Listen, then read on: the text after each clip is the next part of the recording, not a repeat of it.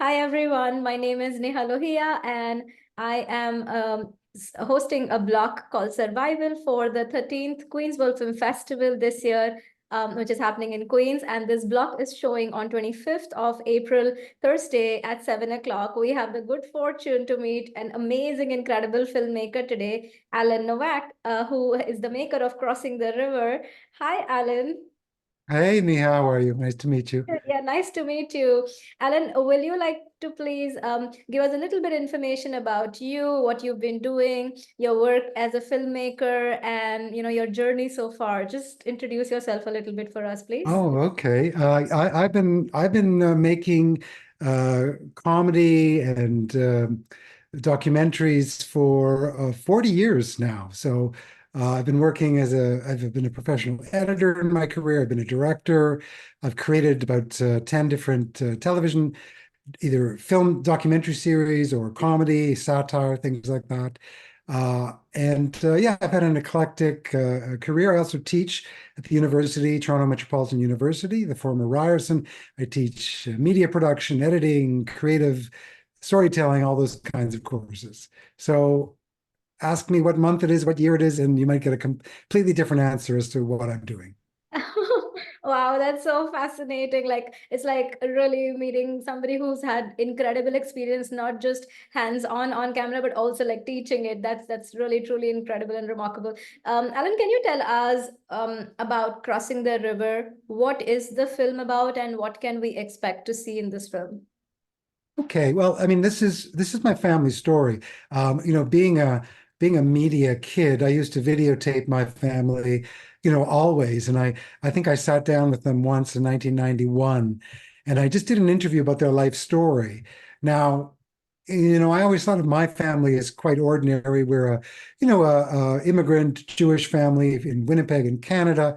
And, my father had a grocery store. Well, they all had grocery stores and just worked very hard, 6, 7 days a week and made a life for themselves. And that was my family. And then, but they always had this story, this story of what happened. They grew up in Poland and they have a war story. And again, I didn't think that much about it, but I sort of was capturing it. And then in they got older, and there's four siblings. There's my mother and her two sisters, and then a brother. So there's four siblings. And kind of unbeknownst to us, one day the USC Shoah Foundation in Los Angeles wrote an article that they're the oldest Holocaust survivor siblings in the world. Wow. Sort of, and it just kind of happened. My Aunt Sally's, she's over 100. My mom was 99, 97. So all of a sudden, it became kind of just a bit of a story. Like, who are these people? What's their story?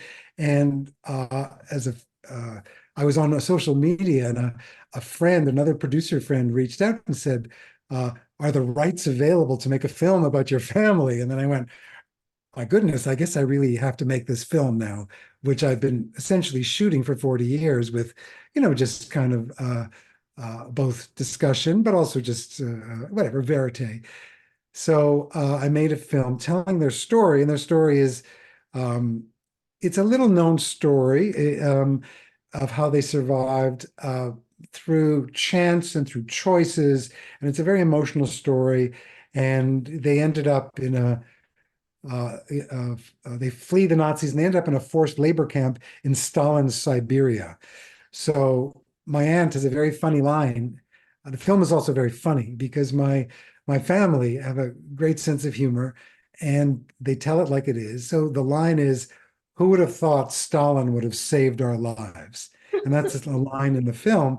And that's kind of the story. You kind of go in to watch how this family ended up being saved by Stalin, ending up in Winnipeg at 100 years old, and their son and nephew telling their story. Wow. So this is literally what I learned back in film school at some point, that life, if it's not a tragedy, it's a comedy, and you've managed to mix them both. So The yes, the equation is tragedy plus time equals comedy.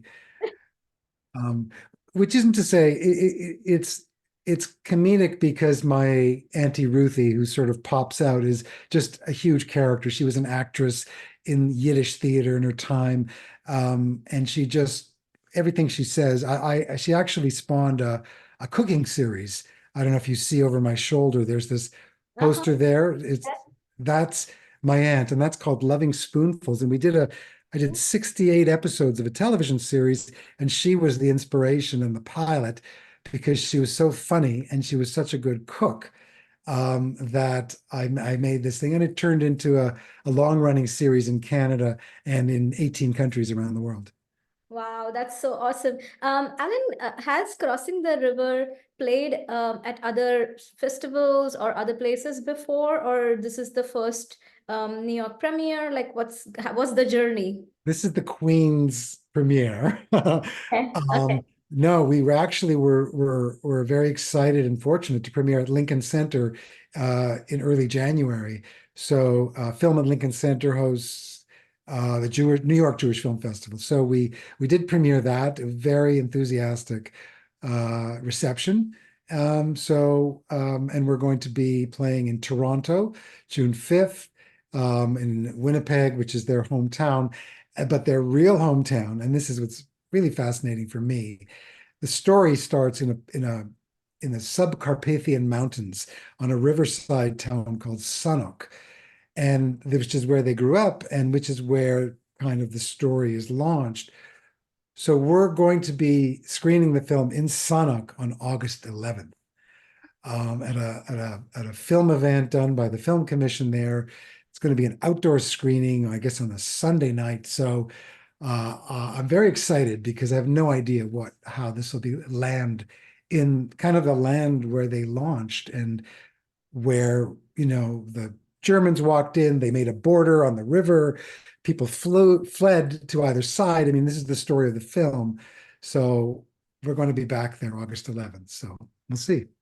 Well, that's truly amazing to really take the film back to the land, and to share it with those people who probably have heard about such things in the history books but don't really have any real world experience, and to see it firsthand. I think that's going to be phenomenal experience. I want to ask you about what are some of the challenges that you faced while making this film, and I mean, because it's family, I'm sure there's a lot of personal emotion and things attached. So would you like to talk to that, please?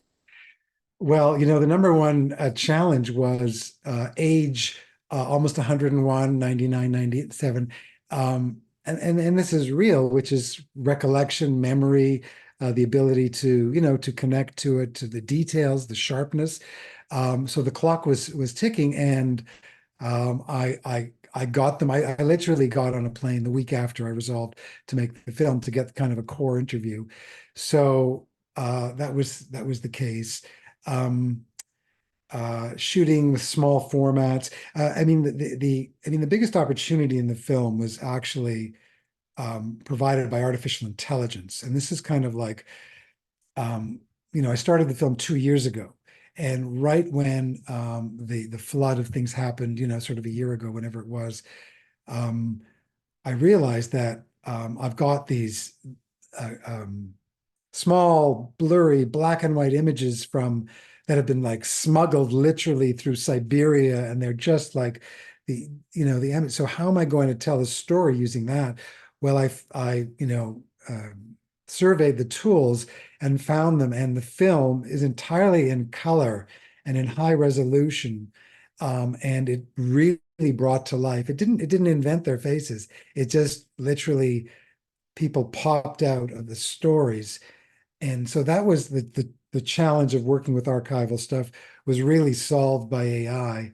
And then we had one other challenge, which would be like, how do you tell this? It's kind of like, how do you make it not be dull, like Talking Heads, because we weren't there, when my Auntie Ruthie, the funny one, tells the story of her horrible honeymoon, in a horrible attic with a rusty bed and one chair. Anyway, so I went to work with the Midjourney platform, and I said, let's recreate that room. And I used words, and then I'd show it to her, and she'd go, it didn't look that good, right? Worse. And then you'd add text to Worst. generative things, and we went back and forth many times till it was suitably horrible. Same with their family home. So yeah, it was actually an amazing process for me. But I know AI is extremely controversial because are we, is this about their memory and what happened, or is this some other thing, some hallucination that AI is creating? But I think by working in an iterative process with our subject, which was my family, we were really able to bring out kind of the truth and so to bring it to life. So This is truly fascinating and almost like music to my ears because this is, like you said, such a controversial topic of AI. And now that you bring it up, I'm just curious to know, as a filmmaker, what do you think? With like Sora and like so many other fascinating tools that are accessible to us, what do you as a filmmaker think? Do you see it as a threat, or do you see it as a helpful tool and a companion? What's your point of view on AI for filmmakers? sure, sure. Well, I mean, I think about it a lot because I teach, and I want to sort of guide my students, hopefully in a good way, whatever that means, have good outcomes. I'm certainly um, I'm aware it's gonna knock the bottom out of certain pursuits, certain current jobs, particularly in corporate in the corporate world. For artists, though, so I guess you'd have to separate. You go, is this bad for the employment and the economy and the job market? That certain people won't be able to get a job that they could perhaps at low end stuff. However, as an artist, I think it's so exciting. And I'm actually a huge techno positivist. And I teach my counsel my students to like get in early and learn these things and know them and become an expert because, it's a frontier. So, and then nothing matches good writing. And AI doesn't do good writing. AI just points to other work and says, here's the average thing. Um, so I always think you need the human and you need the beating heart, but now we have superpowers, essentially. Is how I feel about it. Yeah, no, thank you for sharing that. I was at a conference and I don't know, this question was thrown at me, and I said, if you reject AI at this stage, it's almost like farmers rejecting a tractor. It's a Mm. massive tool that's going to help you enhance your creativity and say your story so much better. And like a filmmaker, when you have a camera in your hand, you have to do the settings, you have to manually put your exposure and settings. So it's almost like that you have to train the AI software to give you that which you are trying to communicate through your story. Your story still remains primary. So yeah, this is it's fascinating to meet a fellow filmmaker who really feels that this is another ally and it's not something that's going to take away from our capacities to say incredible human stories. So thank you for that. Yes.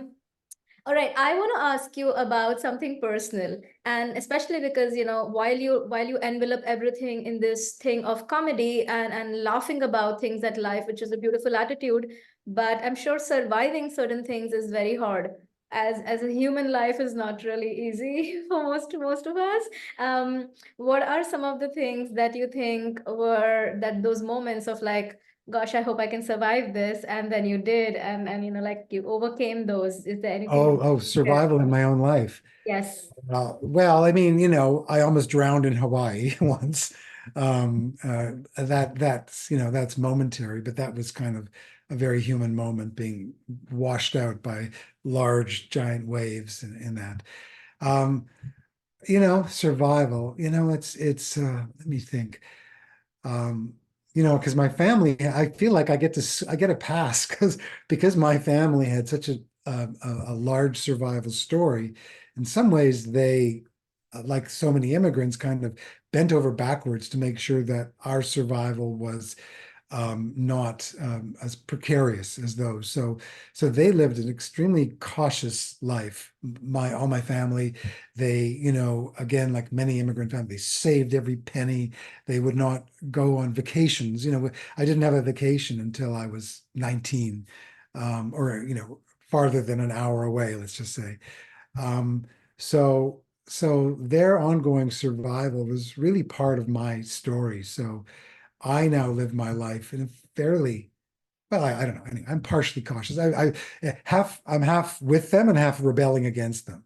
So I travel, I just spent 6 weeks in India. I ride on the back of motorcycles in Bangkok. I mean, I don't live that cautious life, but um, survival is definitely like part of my story. I think about it. I think about it at night, kind of my whole life. I probably think, is this going to ensure my survival? Is it not? And general choices like, to where I go.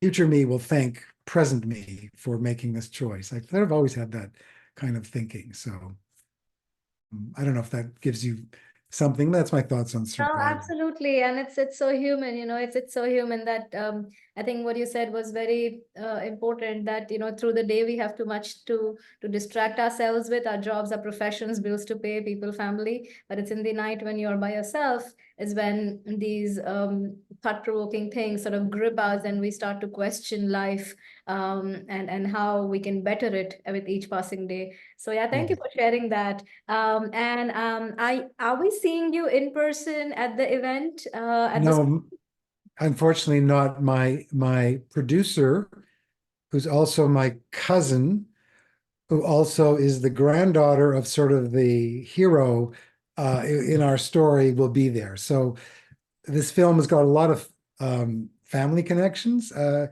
that are completely organic. So Debbie will be there. Oh, I'm so excited. Yes, I'm looking forward to meeting Debbie for sure. I was hoping she would join us today as well, but that's no, never mind. I'm going to see her at the show. And I think, is there anything else that you would like to add? You would like the audiences to know, you'd like people to know about crossing the river? Um, Not really, other than I'm just curious to see how people take it. I mean, it certainly plays to sort of a culturally to a Jewish audience. It's kind of completely, enveloped. I'm very curious to see if just a mixed university audience, how people react. There's elements of the story that I don't know. I have no idea. So far, it's all been 100% positive. But if there's anything interesting, I'd love to hear it. Oh, Feedback. definitely. We're gonna probably live call you from the screening, or we'll do something after, or maybe Debbie will fill you in. Once again, so everybody who's watching, our show is part of the 13th Queens World Film Festival. This is the survival block, which is showing Allan's film Crossing the River. This will be playing on Thursday, 25th of April at the Zucker Theater in Queens, New York, 7 o'clock. And we hope you can join us, and we'll fill you in what happens at the show. So thank you so much for joining us. And thank you so much, Alan. This was incredible to listen to the story. I can't wait to watch it, especially because you say it's comedy and that you envelop this whole tragedy and this huge mammoth thing that humanity is going to remember for like centuries, Yeah, in such a gentle sort of wrapper. So I'm just looking forward to seeing it. Thank you for joining us. good, good. Thank you as well, Neha.